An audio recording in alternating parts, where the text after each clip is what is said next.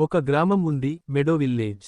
ఆ గ్రామం పచ్చటి పంట పొలాలు, చిన్న చిన్న మట్టితో మందేవ్ ఇల్లు, నడివీధిలో పిల్లల హడావుడితో నిండి ఉంటుంది.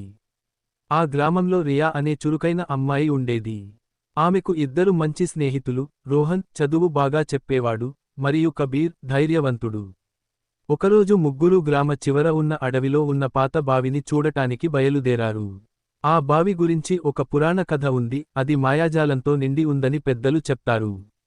అక్కడ వారు చూసింది ఆశ్చర్యంగా ఉంది, ఒక నీలంగా మెరిసే వెలుతురు, మరియు ఆ వెలుతురు మధ్య నుంచి ఎవరో బయటికొచ్చాడు. ఇది ఎవరో కాదు, మిక్కీ మౌస్. Mickey, hi. ఇది ఎక్కడరా వచ్చింది? నేను డిస్నీలోనే ఉన్నాననుకున్నాను. రియా, నువ్వు నిజంగా మాట్లాడుతున్నావా? మేము మిమ్మల్ని టీవీలో మాత్రమే చూసాం.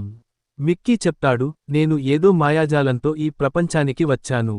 నాకు తిరిగి వెళ్లే మార్గం తెలియదు. ముగ్గురు స్నేహితులు అతనికి సహాయం చేయాలని నిర్ణయించుకున్నారు. రోహన్ శిలలపై ఉన్న గుర్తులను చదువుతాడు. కబీర్ అడవిలో దారి చూపిస్తాడు. రియా మిక్కీకి ధైర్యం చెబుతుంది. చివరికి వాళ్లు ఒక రహస్య రాతిని కనుగొన్నారు, పూర్తి చంద్రుని వెలుతురులో పాడే శిలల మధ్య మాయద్వారం తెరుస్తుంది. చంద్రుడు ఉదయించినప్పుడు మిక్కీ ఆ శిలల మధ్య నిల్చొని, తుది పలుకుతూ, మిక్కీ, మీరు అద్భుతమైన స్నేహితులు. మీ వల్ల నేను తిరిగి వెళ్లగలుగుతున్నాను. మిక్కీ మాయద్వారంలోకి వెళ్ళిపోయాడు. కాని ప్రతి నెలా పూర్ణిమ వచ్చినప్పుడు, రియా, రోహన్, కబీర్ ఆ అడవి వైపు చూస్తూ ఆశగా ఎదురు చూస్తారు. మరోసారి మిక్కీ మౌస్ వస్తాడేమో అని.